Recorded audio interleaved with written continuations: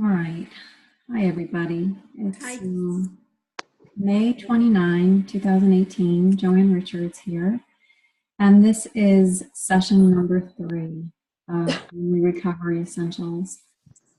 So to get started, what's happening for you? What are you noticing? What are any questions that you have? What are any blocks that you might have? How can I support you? Who's here? Oh, it's okay. Whoever. No questions? No Oh, concerns? I have a lot of questions. Just trying to, since I just barged in. Yeah. Any questions about the curriculum, the delivery? How's it working for you? Oh, that's good. That's really good. Yes. Okay. I know this week I got some feedback that meeting up for homework was a little touch and go. Yeah, we had a little trouble connecting. Hi, Deborah. Hi, Barbara. Yeah.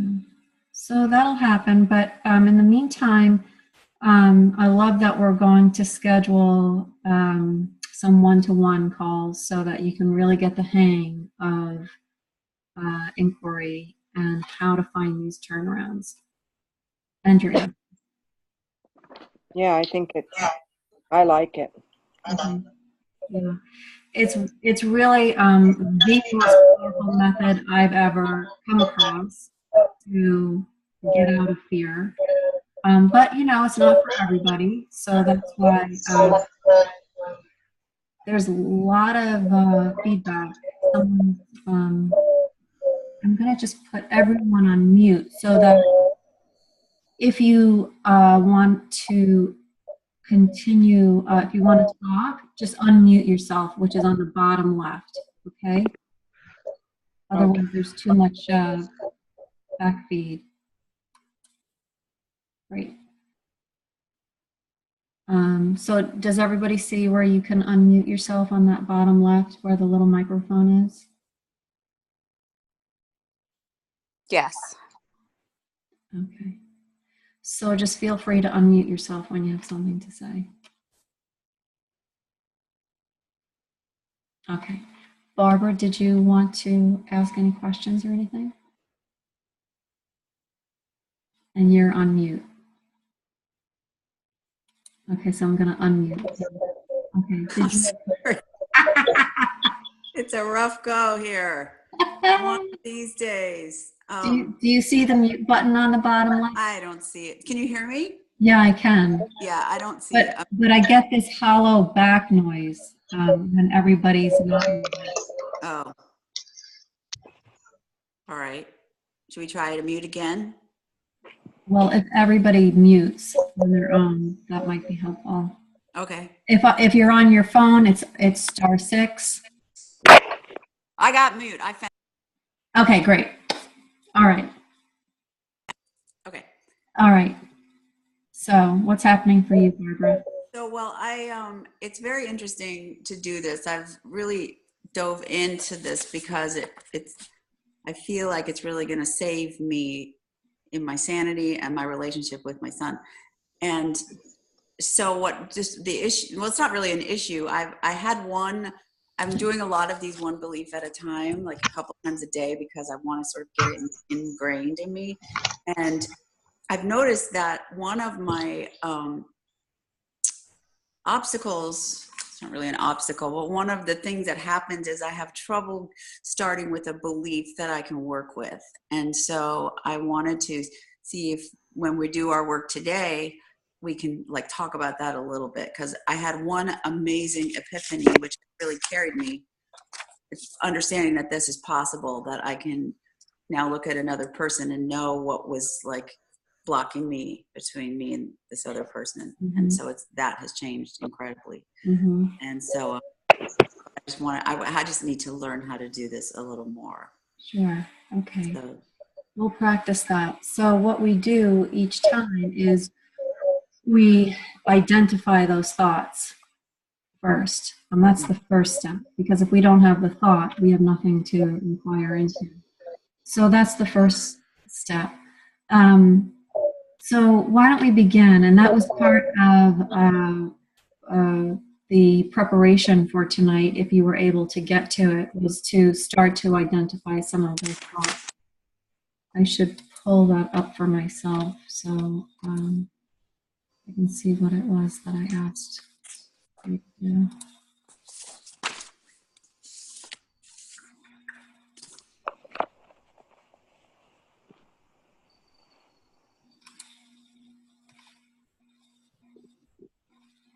No.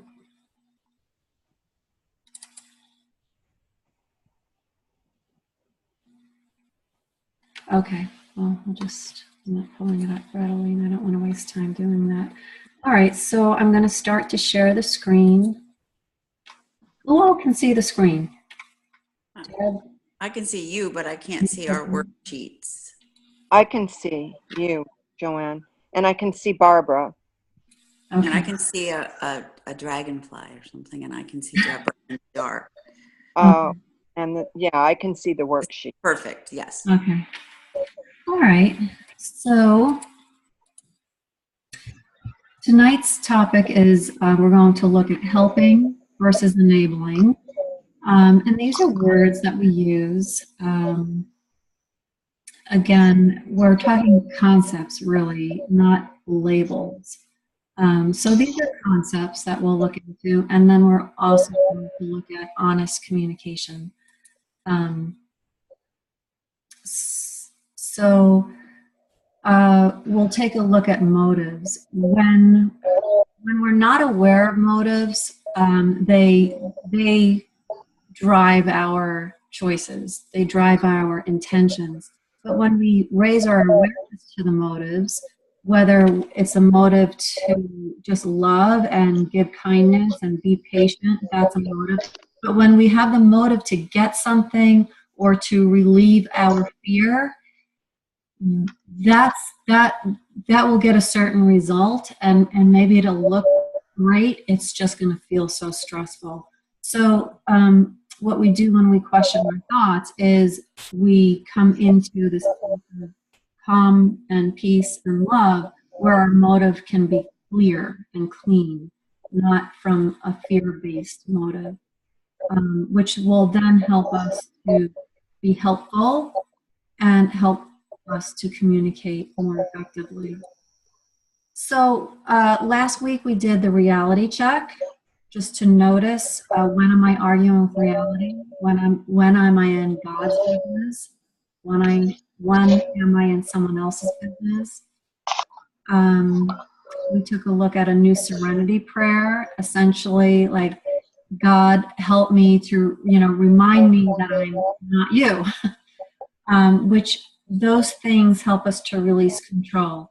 And again, when we question our thoughts, it helps us to get into that peace and that love space from when our heart and our minds meet, so that we could be clear and then respond that way. So any questions on, or any insights, any realizations, any practice, any feedback on what we did last week, the reality check, 3 kinds of business, what language we use? Any feedback on that? I think I learned a lot last week. Okay. Just the idea of saying that serenity prayer throughout the day really helps. Yeah. Repetition is our friend. Right. Consistency, routine is our friend.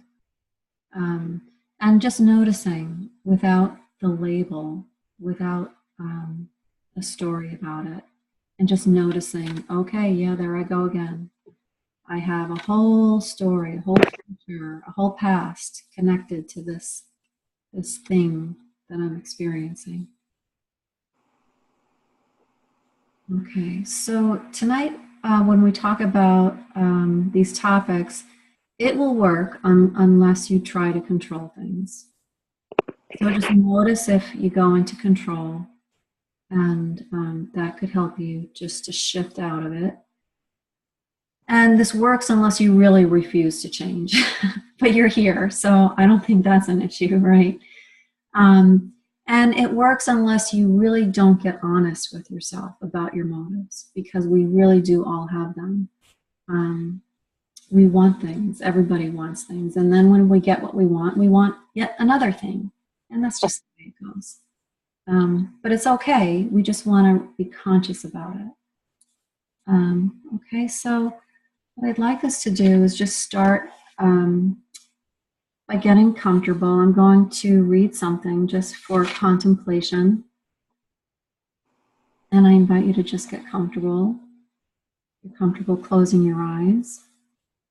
But just being where you're at, being here, being in the present moment. Noticing all the stories that come in and out of your mind. Noticing sounds.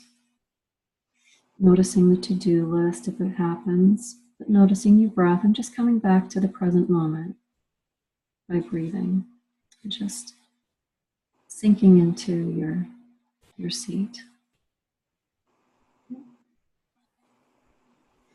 So for your contemplation, breathing, being dissatisfied, discontented with the experiences life gives us forever hampers our growth.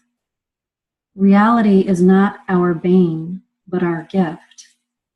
The particular reality perceived by any one of us is of special significance because in that reality are our lessons. The very lessons that will awaken us to the awareness that what life offers is just what we deserve and more. It's our interpretation of life's realities that is at fault. But as we grow spiritually, the clouds will disappear. We'll come to understand the interplay between our realities and will willingly move ahead, fulfilling our part in life's bigger picture. Sometimes all I can do is trust that all is well, even though it's not as I had hoped. On bad days, I need only to reflect on the past to know that I am moving in the right direction.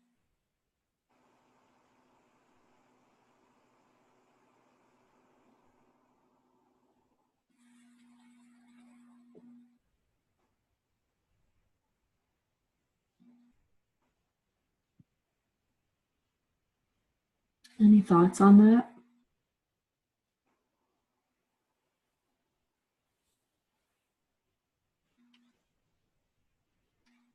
You just have to unmute yourself. Sorry, would you repeat that sentence with all we need to do is reflect? On bad days, I need only to reflect on the past to know that I am moving in the right direction. Yeah, that's positive. That's good. You know, I was a little taken aback by this one line. The very lessons about reality will awaken us to the awareness that what life offers is just what we deserve and more. And it's like, well, when life offers me a child who's addicted, what does that have to do with what I deserve? Well, I guess it's talking about the lessons that we need to learn. You know, I mean, for me, fear, I'm so fear-based.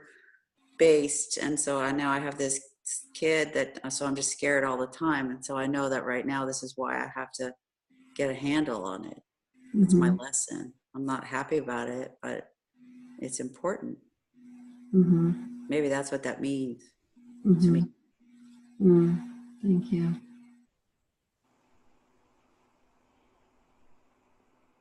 Anyone else have a perspective about this reading?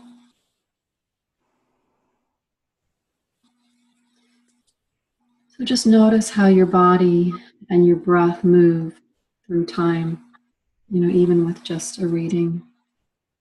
And just noticing any thoughts that come in and just, you know, being with the time that it takes for your body to relax or not. So helping. In the 12 steps and in general, we talk about helping is doing something for someone that they're not capable of doing for themselves. In the world of family recovery, we go a little broader. It's helping is doing something that contributes to health and recovery. So maybe we are doing something that they are capable or not capable of doing for themselves, but is it towards health and recovery?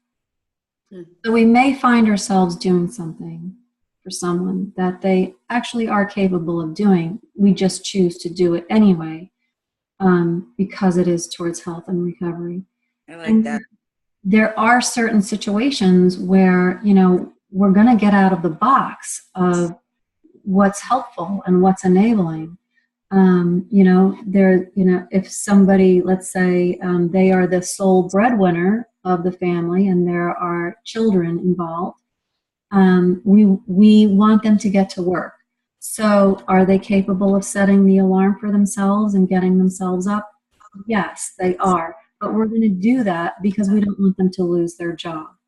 So we could call it enabling, or we could call it survival, or contributing to the health and recovery of the family. So it's not this hard and fast cookie cutter thing. You know, we're not building a puzzle where we're considering situation by situation. So it's not a black and white thing. So when you consider your own situation, in general, it's the rule to follow is it contributing to health and recovery? If it's a clear no, okay, we move to the possibility of enabling, which is doing something for someone what they could and should be doing for themselves. Or, in general, family recovery, it's doing something that contributes to continued and active addiction and its behaviors.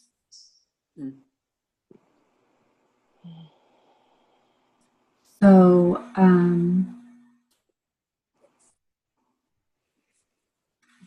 can anyone think of a situation that would be clearly enabling? That is definitely contributing to continued addiction? See, this is tricky. It is tricky.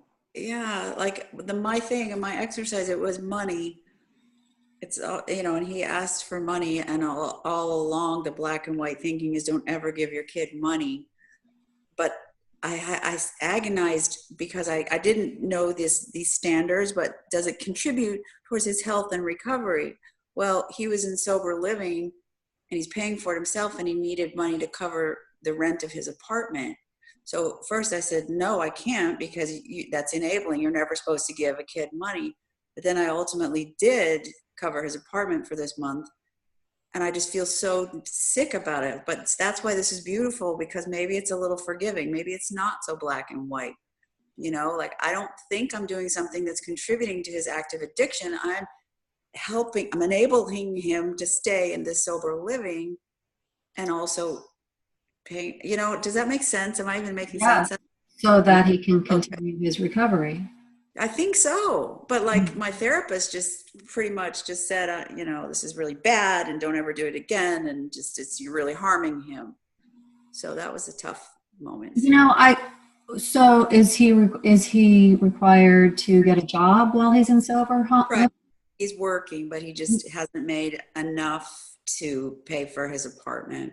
So are you, is it likely that you'll have to do this every month? I told him it's only this month, and he has an entire month of June to make enough money for his apartment. And I'm hoping that he does. He was paying on his own up until the relapse, and then he took that $800 to pay for his sober living, because I wasn't going to do that. Mm-hmm. So it sounds like he's really working towards his recovery. I think it's great that he's paying for his sober living. Yeah. Well, this is the thing I really caution us to really, it's case by case. And so what I want to really emphasize here is that you're learning some tools that you can keep asking yourself so that when you make a decision, it is your decision and it's one that feels true and right for you, Yeah.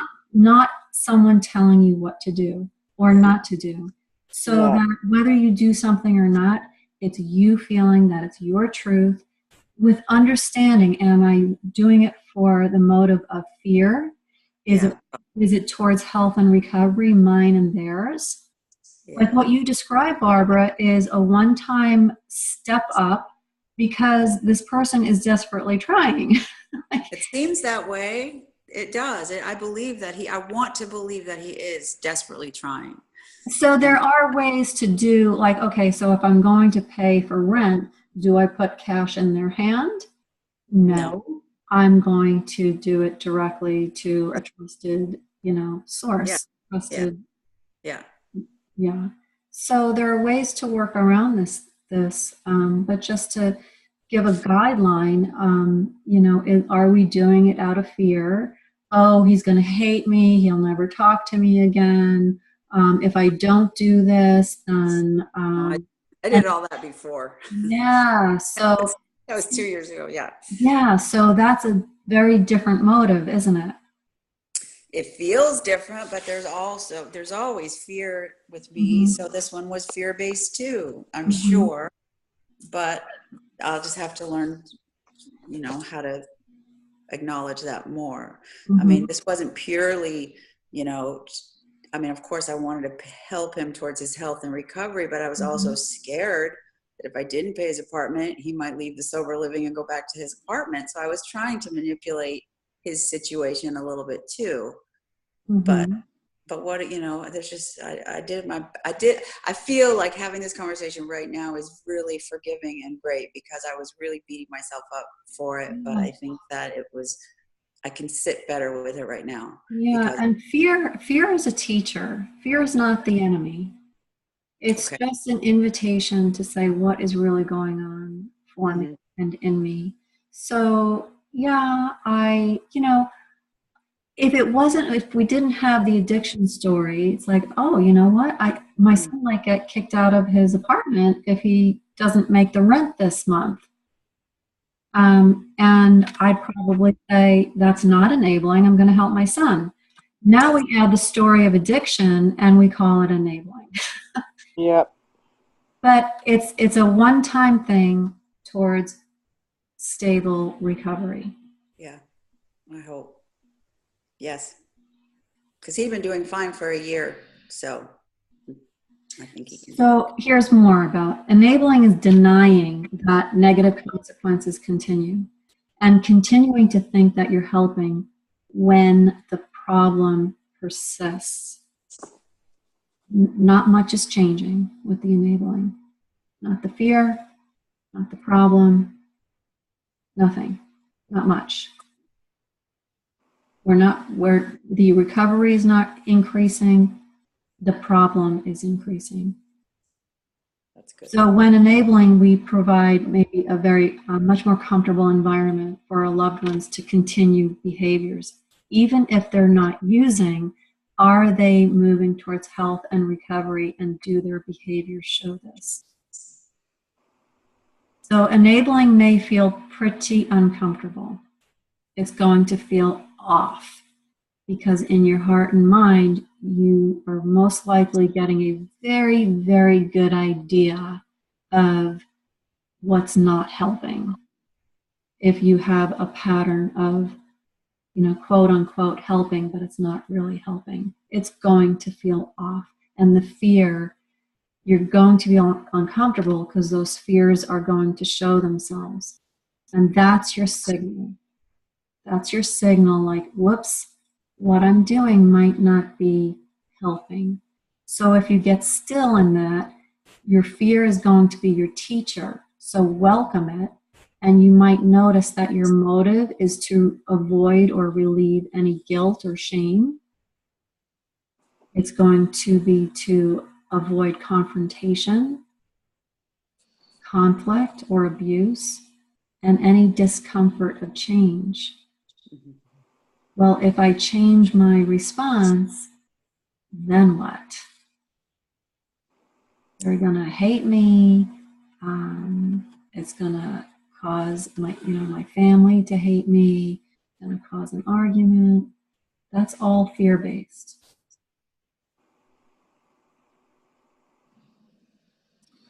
So here's a slide to show you helping.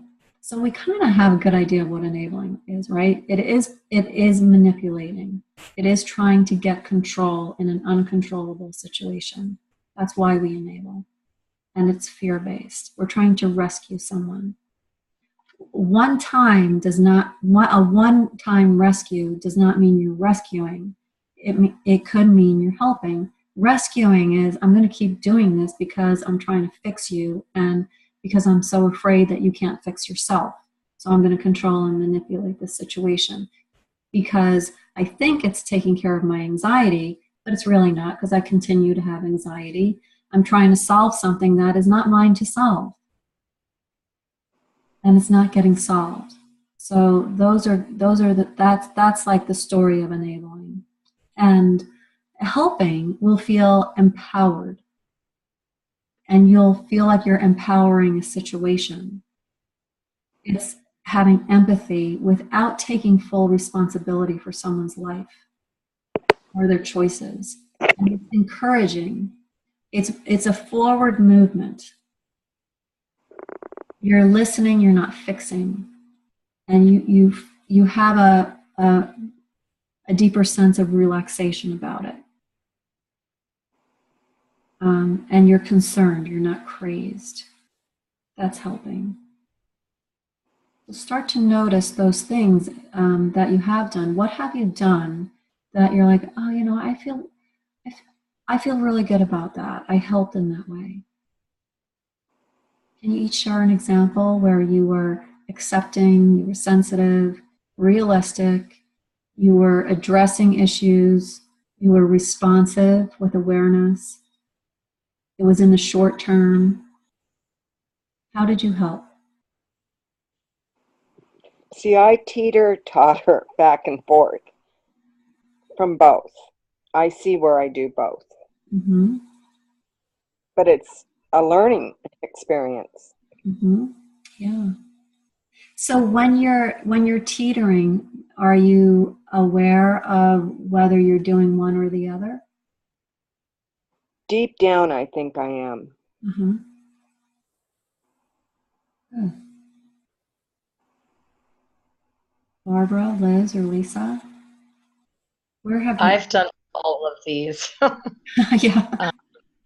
Yeah, it's crazy. Like, I mean, I can remember times when I let my son live with me when I should have, you know, that whole situation was terrible. And I think it just really allowed him to continue living comfortably in his addiction, and I look back at it and oh my gosh, like what was I thinking doing that? And I just felt like I couldn't get out of my own way during that time. But in the more recent, I feel that I'm trying to learn and I feel like I've gotten a little bit better, but I still make mistakes. But in the recently, I had let my son live at my house after he got done detox. And I thought it was a good thing because there were realistic expectations that he knew that I had, like he had to go to meetings every day and he had to, you know, you couldn't sleep all day. You had to wake up, you had to get moving, you had to do things, you had to start taking care of some of your responsibilities. So I felt good about that. But, it does, you go back and forth doing crazy Mm-hmm. things. Mm-hmm. Mm-hmm. Yeah, we can do that when we're not clear. When we're not taking care of our fear, it can move us to doing crazy things. Or when we just don't really have the information that we could have. Yes, the information helps. It really helps. It really helps. Yeah. And to have some skills, like to know what we're doing tonight, like to be able to understand ourselves and say no. Definitely. Yeah. But how did it feel when you were actually helping? really good. I felt that it was the best we had been in a long time for both of us. I mean, and I felt that he was actually appreciating and it actually said, Mom, I really appreciate you. And I mean, I hadn't heard anything like that coming out of his mouth in 10 years. Mhm. So that was really special. And I felt like it was really baby steps, but each day I would notice one little thing. He was happy about something that was said in his meeting. He would share it with me. He'd say, "Hey Mom, let's cook dinner tonight together." Just little, it was such little things, but they meant so much, it was all such good, unlike when he was living with me totally using. And of course I either didn't know or was in denial. And I mean, that was a whole different situation. Mhm. He wouldn't even come out and have dinner with us. I mean, so a whole different person. And hopefully I'm a little bit different too. And how did it feel when you're enabling? Oh, I mean, it's so chaotic and it's so, I think you're losing your mind a little bit when you're just so involved in it. And you know how things that happen to yourself are always harder to see. It's always easier to give your friend advice than it is to give yourself the advice. If we could only step out and give ourselves the advice that we would give others. Well, I heard when you were like, oh, there's the cue. It's going to feel like that because you're out of your integrity.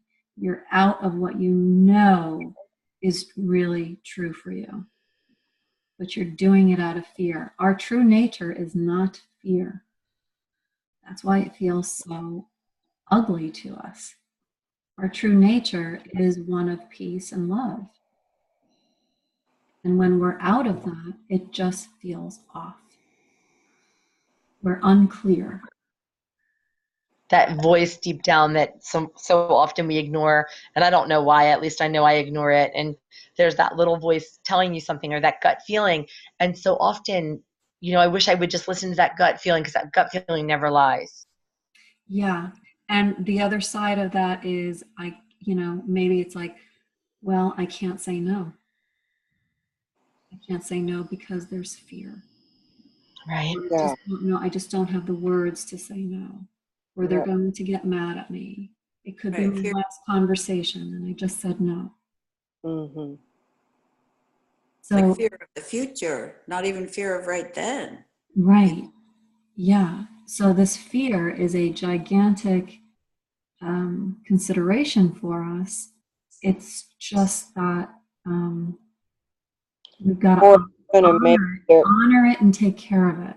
It will teach us. It will guide us. And when we start to listen and tune into our body and how our body reacts, it gives us a lot of information that we need to inform our choices.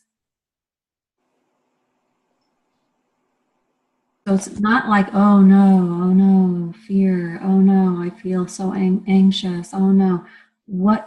Those are great teachers. I've got to fix it or it's going to get worse. Mhm. If I Yeah, don't fix it now, something worse is going to happen. And yeah, then I'm going to have to fix something even bigger. yeah. So there's the invitation. Breathe, be with that emotion, be with the physical feeling, and just sit and be with it and see what happens. Question those thoughts. Or they run the show. So codependency is driven by the agreement that I will work harder on your problem and your life than you do. That's not love. That's not giving somebody the dignity to work on their problems. That's not telling somebody, I have enough patience in me to be patient with you. Yeah, I love it. I understand, and I'm not going to rob you of the achievement when you fix your own problem. I can support you, I can encourage, I can even help, but I'm not going to work harder than you because I Is rob. this just from us growing up with, how do we get like this? Is it, Oh gosh. Within ourselves. I mean, this one is so amazing to me. I mean, this is really hits the nail on the head for me, this Mhm. one. Well, And I mean, think of it even when we're 2 years old. Oh, sweetie, you're so good. Look, you did your first cartwheel. You just made mommy so happy. Oh, really? So now I want to make you happy because, I got ice cream. So now it's like, how do I fix when mommy's not happy? Let me fix your problem and make mommy happy. So I'm going to keep doing cartwheels until mommy's happy again. So it's all this, we grow up not welcoming problems. Right. And as we're unraveling our codependency, it's like physical pain because I personally feel like I'm not loving him, or my daughter either. If I'm not doing this stuff for them, then they will question my love or something ridiculous, but real feelings on it. So, it's like we have a garden. Let's say our children are gardens, right? And there are these beautiful tomato plants. Oh my goodness, beautiful tomato plants. And they get to enjoy the sunlight and they're in this soil that's so nurturing. And, I think it needs more water. So we keep watering it and watering it and watering it. And then suddenly we have these overwatered, shriveled up, rotting tomatoes that are still in a beautiful garden. They're still a plant. It's just we've overwatered them with our codependency, thinking that we're helping, but we're not helping. Yeah.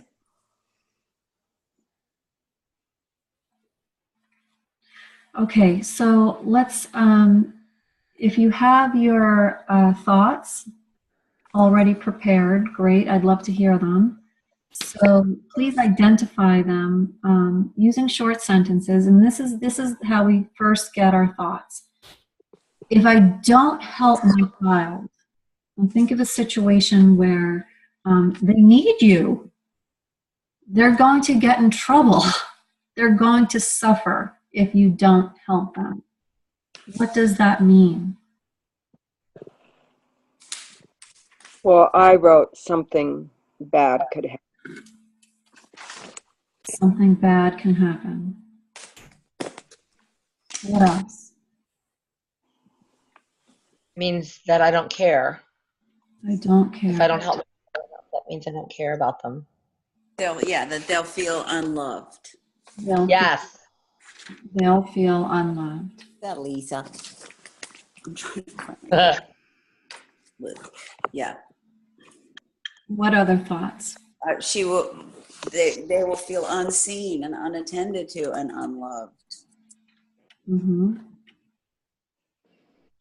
I wrote that he might not be successful, and I wrote that I always feel guilty.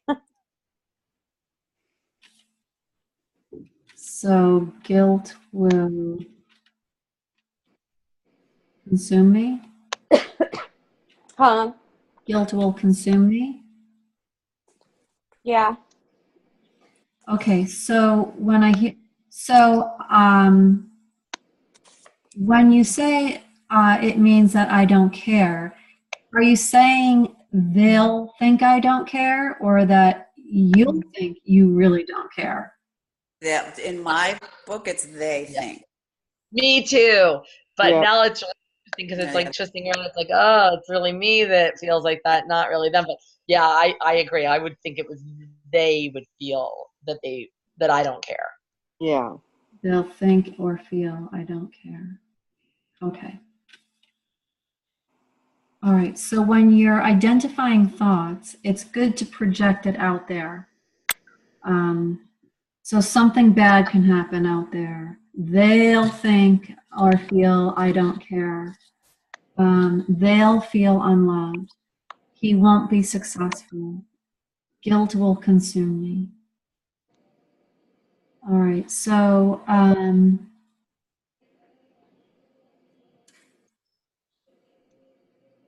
they'll feel I don't love. They'll feel unloved. Is that true? If you don't help them, they'll feel unloved. Is it true? It may be true, but it's not. We don't know how they feel. They could say they feel unloved, but that could be a manipulation. Yeah, that's for Oh, sure. my son over time, oh, you just don't love me. So that's perfect. He's got my number. So yeah, if you had to stick with a yes or no, Yeah. can you absolutely know it's true? If you don't help them, they'll feel unloved. No. No. No. So take just a second in silence and consider where your no comes from and feel it in your body. That no.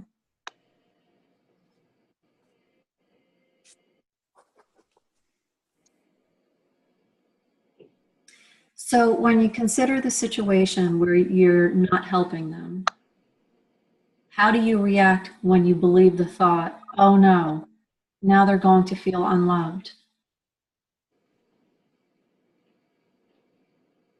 Well, then you overdo it and help them. Probably even more than they need. You become Yeah. overbearing, controlling. Urgent. It's urgent. If Mm-hmm. if if I believe that he's going to feel unloved, I need to urgently show him and tell him that I love him. Yes. That would be, you know, Because love can cure it all. Love's going to fix them. Yeah. I feel guilty and I look for evidence of why I should be guilty. I bring up my past about all the things I did or said that weren't so great, and I prove to myself that I'm guilty. Yep. and I think of my mom, like to me, and every day I just don't want to be like her because she didn't. So like I pour that down onto them, and they're not even having the same experience that I did. Mm-hmm. I was just trying to be different. Yeah, me too. I'm Me actually, I noticed that it's really selfish. I'm not even thinking. I'm more thinking about Yeah. how it's going to affect me Yeah. than my son feeling unloved. Yep. But Yep. then I get an image. I get an image of him angry or sad, and it comes with the fear that he's never going to talk to me again. Right. That's a big one. Lose him. Yeah. So what does it cost you to believe the thought they'll feel unloved when you don't help? Peace. And What is it? Oh yeah. Costs what's the cost? sanity, reality, missing out on Sadness. right. Yeah. And so what's the payoff? Like, what do you kind of get? What's the function of the dysfunction of this thought? They'll feel unloved. What do you think you're getting by holding on to that thought?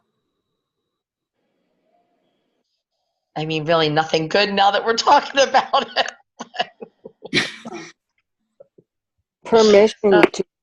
Permission to do it. Oh, good That's one. tricky. That's a good That's one. a really good one. That's Yeah. a really good one.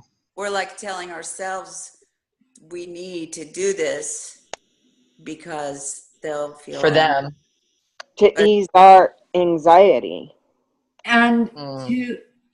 to really ease your anxiety, to be able to make a decision, do you really need this thought? Do you need this permission? Do you even get the permission by holding on to this thought they'll feel unloved? like Is the it permission working? for what? What the permission? Does this thought actually give you permission? Do you need this thought in order to give yourself permission to make a choice? It's not a healthy thought. No.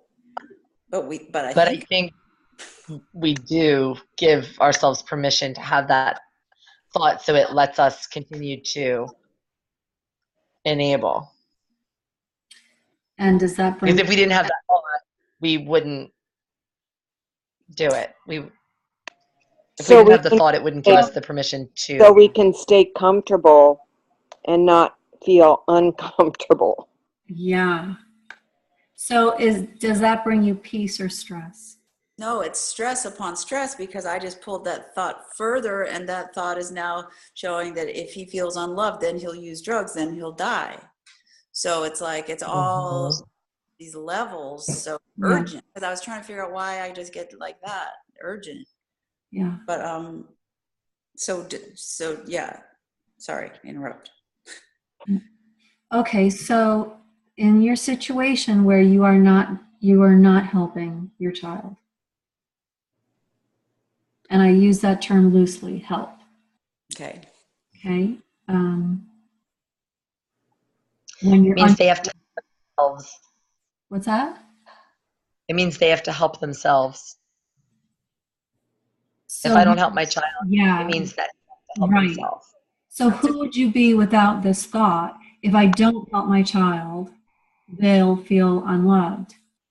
If you remove the story of that, how do you proceed in your life? How do you make your choice to help or not help without that thought?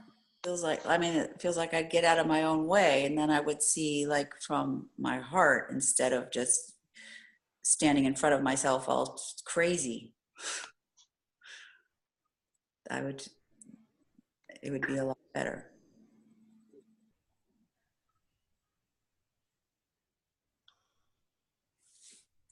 If you don't have a story of they'll feel unloved, would you be able to choose whether to help or not? Yes. And who would you be with that space to choose without the thought they'll feel unloved?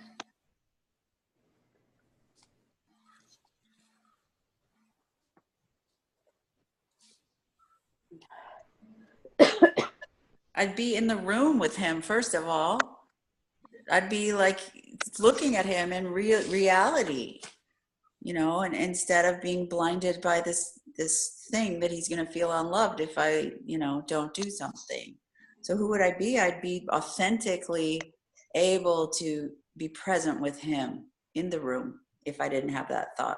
The thoughts that he'll feel unloved gets in the way of everything. And it makes him feel unloved because I'm crazy.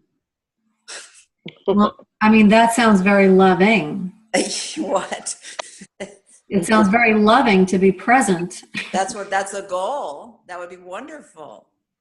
And whose business are we in when we believe they'll feel unloved? It's their business 100%. And whose business are you in without the thought? Our business. Mm-hmm. And how does that feel to be in your business? I don't think we've been in our business very much. We Yeah. don't know. Uncomfortable. Okay. Well, if I'm in my business, then I do have some choices available to me. Look at that. I'm a little uncomfortable being in my business, but is it at all empowering? Does it give you choice to be proactive Sure. and present? Yes. Sure. Yes. Okay, so they'll feel unloved. They will not feel unloved if you don't help them. How could that be true? They'll actually feel loved if you don't help them. Hold on. Are we doing a turnaround? Yes, now we're doing a turnaround. Sorry, So hold on. I wasn't clear. So now we're going to turn around to the opposite. We did, is it true? Can you absolutely know it's true? How do you react when you believe the thought?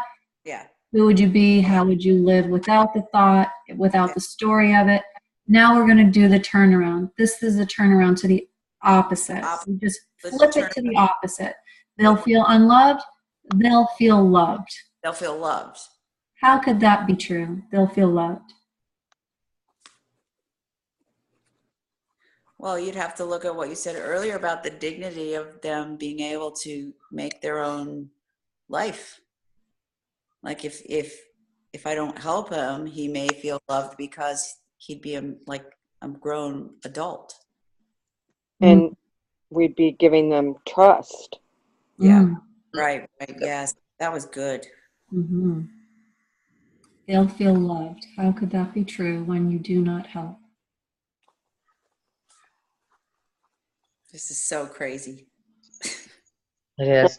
They'll have a sense of satisfaction for doing a sense of accomplishment. Mhm. Do you think they Maybe. want to feel accomplished? Yes. Do you think they want to feel accomplished more than they want a handout? Yes. Yeah. Yeah. Yes.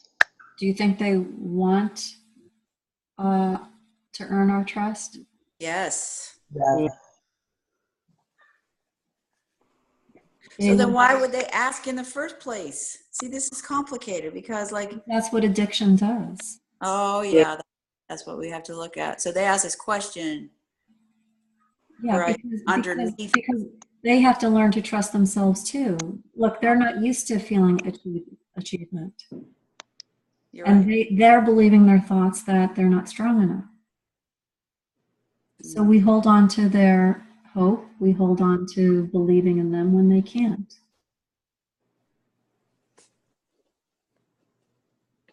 When they don't love themselves, we hold on to loving them. Right. So they'll feel loved. I have an example. They'll feel loved if I am really careful about expressing my words lovingly and expressing my love, even though I'm not helping. I love you so much. That's a great question. And no, that's not the kind of help I can give you. Yeah. What other ideas do you have? It's learning those boundaries. Like, you're loving them, but we we take the wrong steps to do it. So it's learning the correct steps to Yeah. love them with boundaries, I guess. Yeah. Love them with skill. Skill. I love that. Love them with skill. Love them with words that make sense. Love them with less fear. Yeah. Yeah. Then we're really in a place to love. Because it's coming from a true nature. It's coming from the true nature of, why in the world would I do that for you to disable you? I'm going to use you because I'm not taking care of my fear and anxiety, so I'm going to disable you. That's really what we're doing here. Yeah. So, yep, I'm going to disable you so that I can relieve my own anxiety, because maybe I just don't know another way yet. It just doesn't feel good. And that's that. When it doesn't feel good, it's the invitation to do something different. Well, it goes against our nature from the time that they're born, but to see them start using drugs and being sick and getting in trouble and going in and out of jail and all the things that go with it, it's just, you just automatically go into that I've got to save them mode. Right. Rescue mode. Yep. Yeah. Well, somewhere along the line, we learn as parents that we're the controllers. And if we could unlearn that early on, we would invite our children to compromise and negotiate and ask themselves and contribute their ideas, and we'd empower them rather than trying to control their life from a young age. We'd be co-participants in life, not controlling parents. What's interesting is I don't do it with my daughters. Mm-hmm.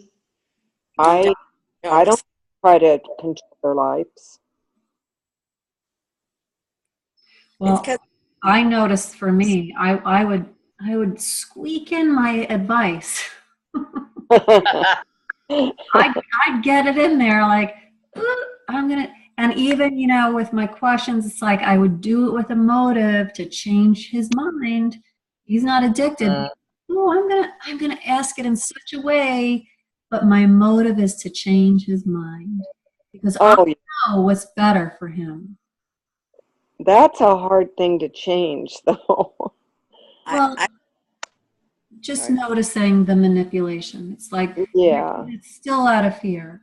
Like your life isn't going to be easy enough, and that's why I have to ask this question. That's why I have to tell you my opinion because And I know, you're going to make a mistake, right. and I want your life to be easy for you, but it's a disservice.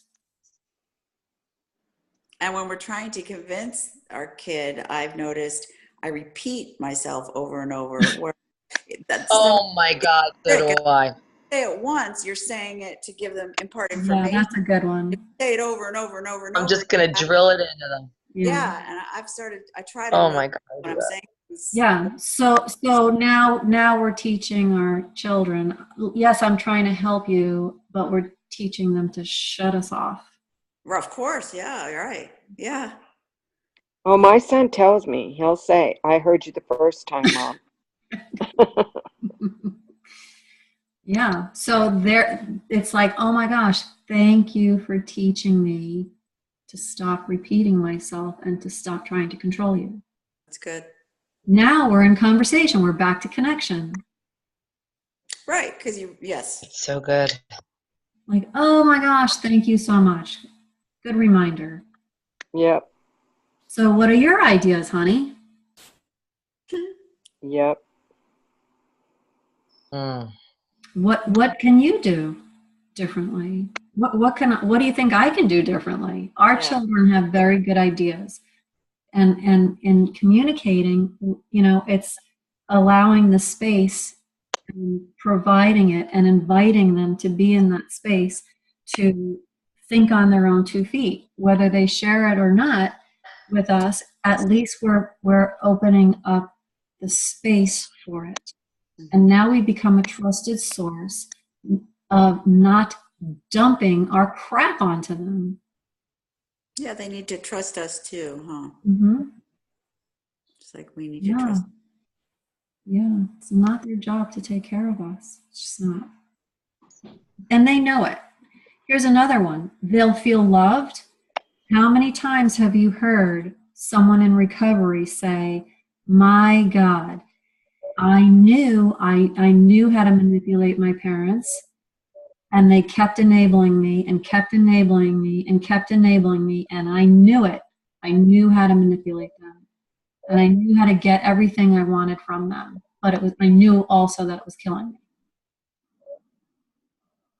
I've heard it a lot. Yeah, me too. So, which would you rather your child say? That or my parent loved me enough to say no? That one. Yeah. And when they said no enough, I heard it. And that shut a door that I couldn't walk through anymore.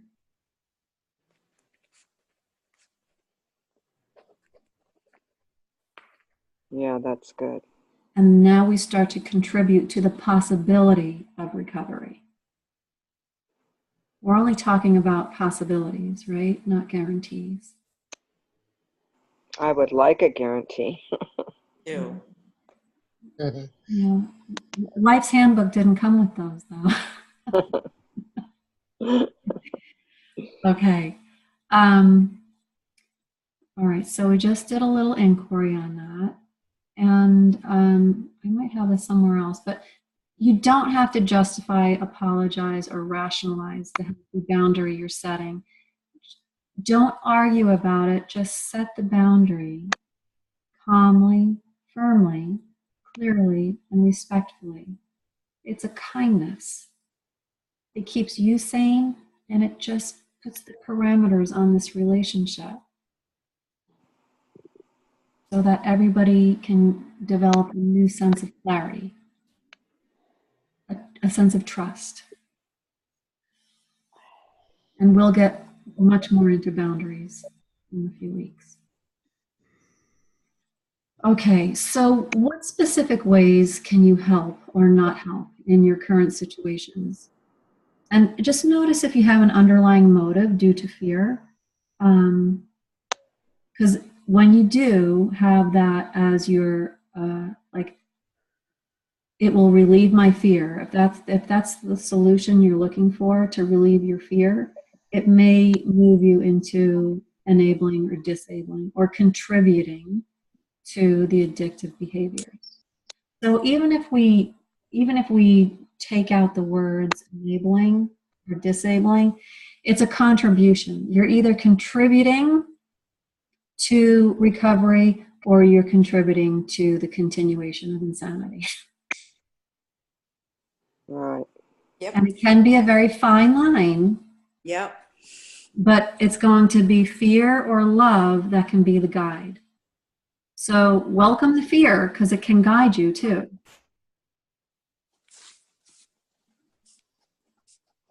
So in your situations, is there anything that you're teetering on, like that you think, I don't know, I don't know whether it's helping or not? Like almost everything.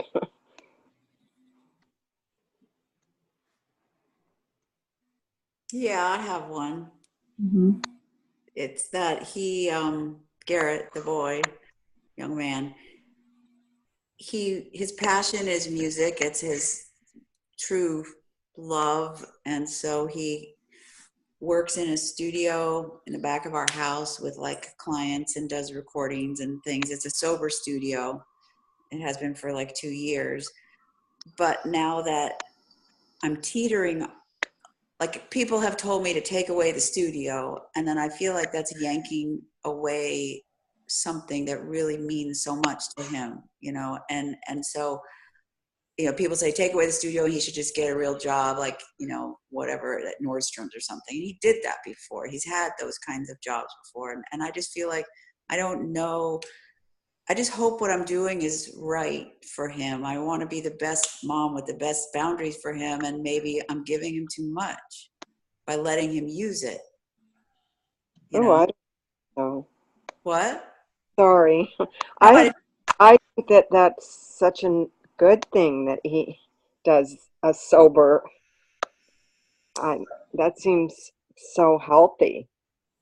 yeah, but it's not a constant stream of income, so that makes me worried for the future for him. I mean, it's like he gets clients and he gets paid, but it's not like going into a job every day, 9 to 5, and getting your paycheck. So if he has I don't know. Okay, so now you're worrying about his whole business and his whole future. I'm worrying about it all. So just notice and come back into today. Okay.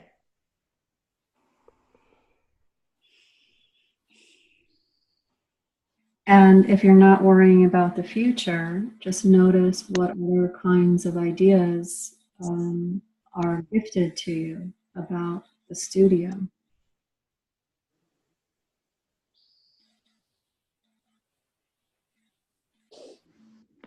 Well, then just the good feeling of knowing he's creating and he's doing what he loves, and it's sober as far as I know. And what's his contribution to his own life there? He's creating songs and music and getting paid for it, and developing artists and stuff and putting them out on iTunes and SoundCloud and stuff. He's also mentoring a kid in there that he gets paid for. So he's doing, I think it's self-esteemable. It's esteemable for him. Mm-hmm. Are you working harder at it than he is? At At the studio or? No, I can't even go in there. It makes me too nervous. I'm not, I don't think, am I working harder in that place? I'm probably worrying harder about his future than he is. For sure. Right. Yeah. I mean, I don't do anything like clean it or any of that. That's all him. So, yeah. I think that sometimes too, though, we equate their happiness on their sobriety. And so I know, like, with my son, when he moved away, and he fell in love with snowboarding, of course, I wanted him to be able to do that all of the time. But the reality was he wasn't going to be able to pay his bills doing that. You know, he had to do something else, and then on his off time he Right. could tweak that skill, and then maybe next season he could get a job that paid him full time and he could be on the mountain. But right now that wasn't an option. But I think that for me, I always felt like, oh, well, if he finds something he loves and he's happy, then he's going to be sober. But they also have to be able to, like, pay their bills and live. And sometimes, just like us, we have to do the dirty work that we don't always want to do until we get to the point that we can do full time what we want. Yeah. They Yeah, wouldn't say you know, take it away. what you're saying, Lisa, is like you're pretty clear on that. Like, but noticing, I hear that you weren't going into fear, like, oh yes, just snowboard, because then Yeah. then you'll be happy and you won't use. It's like, yeah, sure, snowboard, and I love you enough to also realize, you know, that's, you need to make some money and get a job. Like, that's reality too. Right. Like, I have to pay your bills if you don't do that. Somebody has to pay your bills. So you can't. I'm sorry that 20 inches of snow fell last night. You can't leave work early unless you made enough money to pay your bills. But I really struggled with that because we do tend to look at unhappiness is what makes them use. But I think my son said it best when he said, I'm going to do whatever I mean, he didn't say it in a malicious way, but he said to me at rehab, like, I hope you realize now I'm going to do whatever I want to do. And I could lay the world out in front of him, but if he wanted to use, he was going to use, and there was nothing that I could do about it. Yeah. That's true. So we could have 50 inches of snow, but if he still wants to get high, he'll get high and snowboard. Yeah. Yeah. The other thing is, like, okay, sure, you know, you can make the choice to not work, to leave your job early and snowboard, and what impact might that have on your life? Sure. Asking that open-ended question. And That's a so good one. it's the open-ended question. So how will that impact your life? What result will happen then? So so how will that impact your finances? And also, my boundary would be, I don't pay your bills. That's my boundary. I don't pay your bills. Right. So sure, you can do whatever you want. What consequences are there? What's the result of that choice? Because our children are going to have to learn to live through struggle, just like everybody else.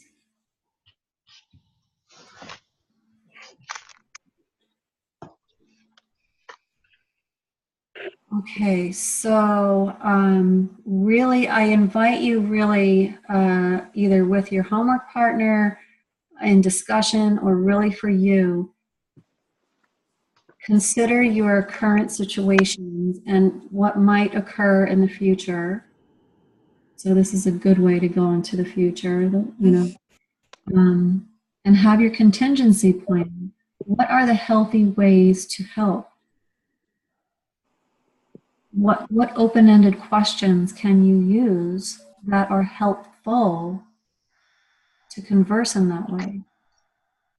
I've never even thought about that. Open-ended questions, like that motivational interviewing, huh? Like trying to ask questions for him to figure out Yeah. what he needs. Yes, it empowers you and it empowers them. There's no control in it. It's interesting. It helps you to manage anxiety because it gives you something to do that is very, very healthy and it's helpful. This is how we encourage people to get motivated by these.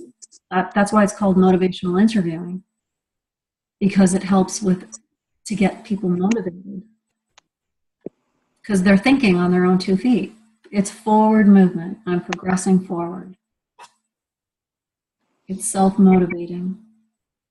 So healthy ways to help are to think of some questions that will be non-judgmental and not in his business necessarily, just kind of curiosity. Yeah. Not manipulative, but just like, hey, how, Yeah. what impact will that have on your life if you that's just good. And so now when you're preparing in this way, you're developing the skills, you have it ready when you need it. Yeah. So that you can just look at your paper and follow the script. It seems hard. It just seems like it's challenging. Well, I suppose it is if we're not used to it. It's a game changer. We're changing the game. We're changing the course from being confused and scared to being clear and taking care of it all, taking care of all the emotions, but helping, contributing to health and recovery, the possibility of it. But this is part of our recovery. This is how we help ourselves. So we help ourselves this way, and it can be helpful for someone else. Mm-hmm. Right. Okay, so that's how you can give the help to you. So give it to you first, and then you'll be able to share it. If you don't give it to yourself first, it's not going to last. It's not going to be internalized. And when you need it, it's just not going to be there. It's just not going to stay with you. Wow. So you mean like ask yourself these open-ended questions? Is that what you're? Yeah. Yeah. Mm-hmm.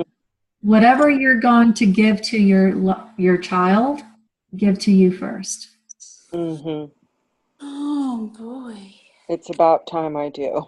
Whatever you want from them, give it to you first. Whatever you think you need from them, give it to you first. Remember last week we did the prescription for teeth. That's your prescription. Give it to you first. Wow. It prepares you to be available for them. If or when. But at the very least, it helps you get clear and calm. Mm-hmm. Okay. So I don't know what time it is. I don't. 7. 5 to 7? Yes. Oh gosh. Okay. So honest and kind communication. Again, this works unless you don't prepare or you don't practice it and you don't relieve your fears. If you don't practice this stuff and you don't prepare your scripts and you're not questioning your fears, it's just not going to be yours. So you want this stuff to be yours, and it will take practice. So no and I don't know are complete sentences. And the sentences can bring you peace when expressed with love, honesty, honoring all that you feel. No emotion is wrong. It's just there. Everything's a teacher. And honoring your loved one while respecting their dignity of choice and their own separate journey. Yes, they are your child. They were given to you by God, higher power, some other source, but they have a separate journey. And you are not given a vote on that, right? Much as we'd like it, they are separate. So it's really kinder to be honest with yourself and them. We ask for many things. We want things from others. That's fine. We all do it. And then we want something more, right? So consider when someone has said no to you. And can you find when that was kind, actually, when they said no? You really thought you wanted something from them, but they said no. Yes. Even despite the way they said it, they might have said it so angrily or rudely. Did it serve your growth that they Yeah. said no? Yeah. It Yeah. maybe And higher now than looking back, would you really, really have wanted them to say yes? no. Same for our children. That's why saying no can really, really serve them. So honest communication is responding with a yes or no that feels true and authentic for you. It's your truth and not influenced by the story that it may hurt or disappoint someone. That's a story. That's being in their business. That's your imagination. That's the story. And you can't even know that. So it's the answer that you know to be true for you. Sink in, look at your fear. Is it coming from fear or love? A love can sound like a no, a very distinct no, even though someone gets very angry with us. So consider a situation when it was difficult to say no honestly and notice the other person in the situation. Right? My son asked for money. He desperately needs a car to get around, or he can't get a job. I mean, it's a problem not having a car. And I'm saying no. It's very difficult to say no. So, what do you want from them? What do you need from them? And what stops you from honoring your integrity and giving your honest answer? Saying no. No, I'm not going to buy that for you. No, I'm not going to give that to you. I'm not going to do that for you. It's fear in me. And there are thoughts behind all of that. Right. So, what are those fears about saying no to your child? And what will happen if you say no and they don't like it or accept it? Interesting. Those are your fears. Those are the thoughts. The future. Mm-hmm. Because I wrote he'll take it inside as a resentment and hold it against me, but I have no idea that he would do that. So he'll hold it against me. That's a thought. Yep. What other thoughts are there? If I say no, he'll hold it against me. What else? Oh, we're gonna have a fight. We'll fight. He'll fight with me. He'll fight with me. He'll beg. Make me guilty. What's that about guilty? He'll make me feel guilty. Oh, that's a good one. He'll make me feel guilty. He'll just go dark and be really sad and disconnected. He'll disconnect from me. Yeah. Okay, great. See how easy it is to identify these fears? So he'll make you feel guilty. Is that true? If you say no, he's going to make you feel guilty. Only if we let him. Right. But knowing me, I would feel guilty. Can you absolutely know it's true? They're going to make you feel guilty. No. No. How do you react when you believe the thought, he'll make me feel guilty if I say no? You give in. Well, it makes you, right, you give in. It makes you say yes. I'm guilty right away. I just I feel terrible. I notice my face gets flushed. I'm almost embarrassed when I believe that he'll make me feel guilty. Anxiety. And again, I'm looking for all the evidence in the future as to why I should say yes when what I really can't see in the moment is that I really do want to say no. Like I know my inner wisdom, it's a no. My integrity says it's a no. Yep. But when I believe the thought, he'll make me feel guilty, I would go out of my integrity. And Mhm. that feels lousy too. So who would you be? How would you proceed? Regretting it. What's that? And then you end up regretting it if you And give then in. regret. Yeah. Yeah. Now I feel guilty about my guilt. Yeah, now you feel guilty. You feel guilty for feeling guilty.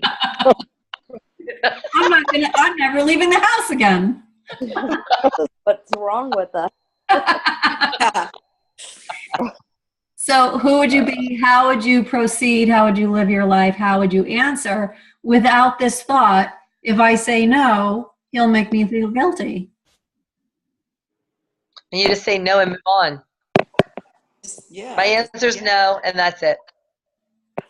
Well, I'm very aware of this inner conflict, but I'm also very aware that I do have a very clear no for me. I Yeah. like it. We need to remind ourselves that we're either going to feel guilty now or later. Right. Well, that's a good one. That's a good one, Lisa. Yeah. So who would I be? I'd be pretty clear that I'm not quite sure I want to impose that guilt on me later. It's like choose my pain now or later. Exactly. That's good. That's something to really be aware of. Yes. Yeah. Yeah. So let me take care of it now because I just keep pouring on the guilt, layers and layers. It's too much to take care of. So let me just take care of it now. Okay, so he'll make me feel guilty. I'll make me feel guilty. Yeah. Yeah. That's it. Right. Who actually makes us feel guilty? We do. Ourselves. Themselves. How about, so that's the turnaround to the self. I'll make me feel guilty. Let's turn it around to the other. I'll make him feel guilty. Absolutely. You put a jab in there after I caved into something he wanted. I'd do something mean back. Yeah. Yeah. So yeah, that works. I'll make him feel guilty. Well, it's how dare you make me feel First guilty. place. Right.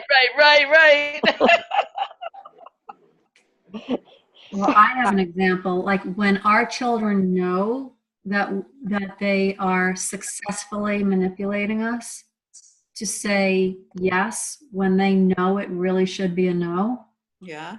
we pile on their shame. Say that again. We Very contribute to their shame.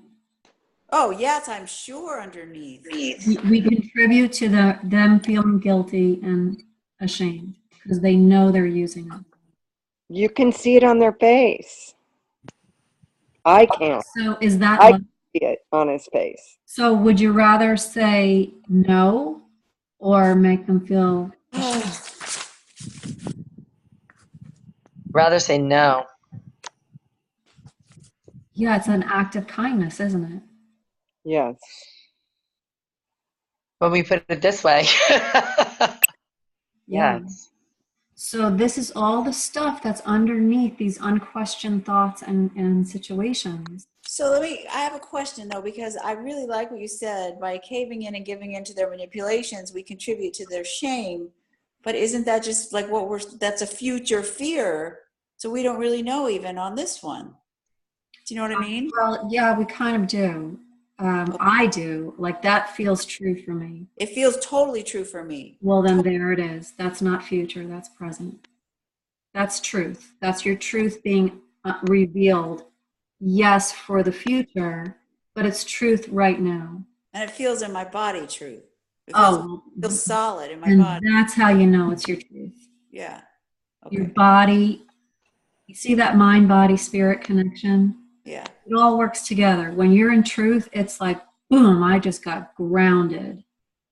Mm-hmm. Yeah, I feel it in my body. I feel it in my soul. Okay. My mind and my heart are in agreement. Yeah. I'm in my truth. And it might be very difficult to deliver. It might come with argument. It might come with them saying, I hate you. But it's my truth. Because when we live the lie, and we come out of our integrity, it hurts. And most likely then we hurt other people by default. Not deliberately, not overtly, but we're contributing to confusion because we're not taking care of our own. But not when we're in truth. Remember, it's like when someone said no to us, it actually served us. The truth will serve. It might not be so pleasant, but it serves. So for homework, it's question any of these thoughts that you have said about saying no, honest communication, and practice saying to each other all the various ways that you could possibly say no. And that's in the handout, Communicating with Love. And you can come up with your own statements. Like, here's another one. You can identify your thoughts. If I say no, it means that, and you did, they'll feel unloved. I'll feel guilty. Those are all your thoughts to question. And then to turn it to the opposite. When I say no, it does not mean I'll feel guilty. It means I'll feel like I'm in my integrity. It will mean that I'm expressing love in this way. It will mean that he does feel loved. It will mean that he will be successful.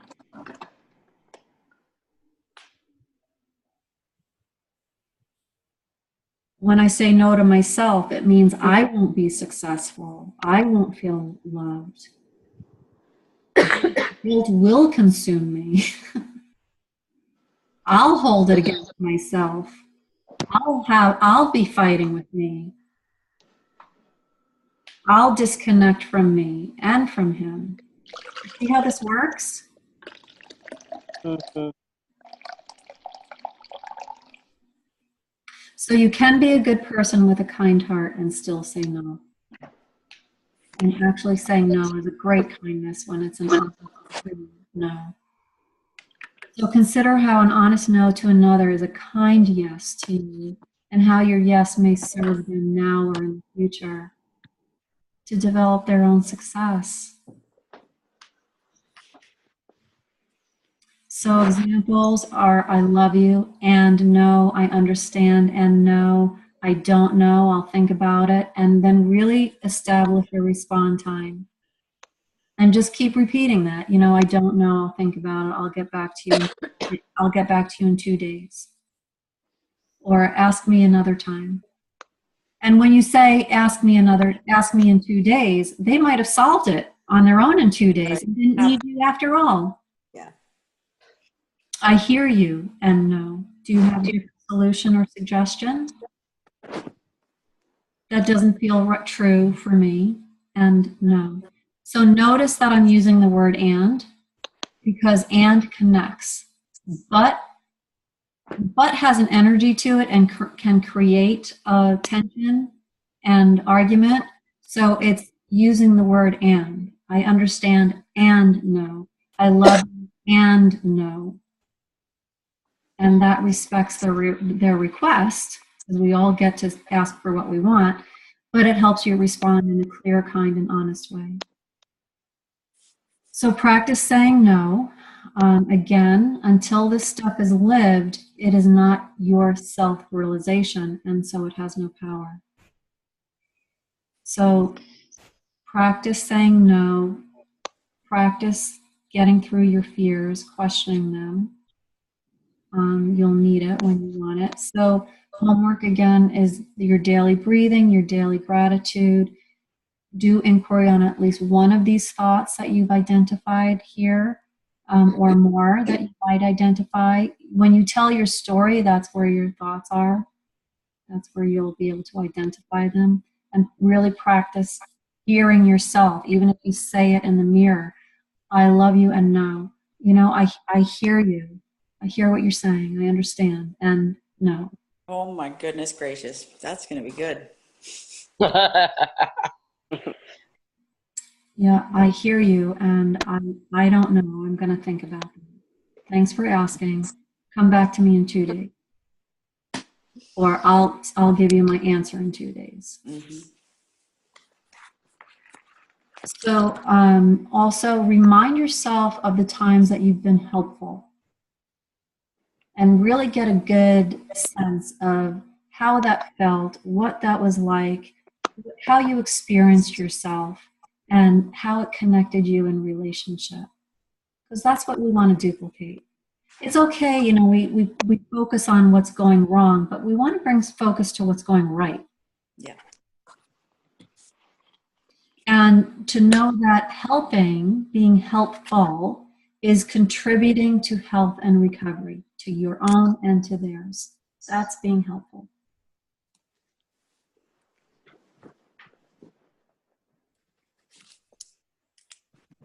And you only have to be helpful in this day. Just this day. Okay, so there's a calmness to a life lived in gratitude, and it can bring a quiet joy. So thank you so much for sharing this time and for being so open-minded and open-hearted to develop some different skills and a different way of thinking and approaching fear and holding it with love, holding your fear with love. And I really look forward to speaking to each of you then and getting a real grasp on this inquiry and turning your fears around. Thank you. Okay? And you could even use the other belief exercise if this isn't the method, or if it is, we can also use the other belief method to turn thoughts around. Because that's where it's at. We've got to change our thinking first. Yeah. Yeah. So thank you so much. Any questions, comments? No. Thank It's you. really good. Thanks. Thank you. All right. Good night, everybody. Okay. Good night, everyone. Thank Be you. well. See ya. Peace. Thanks. Bye. Good night. Bye.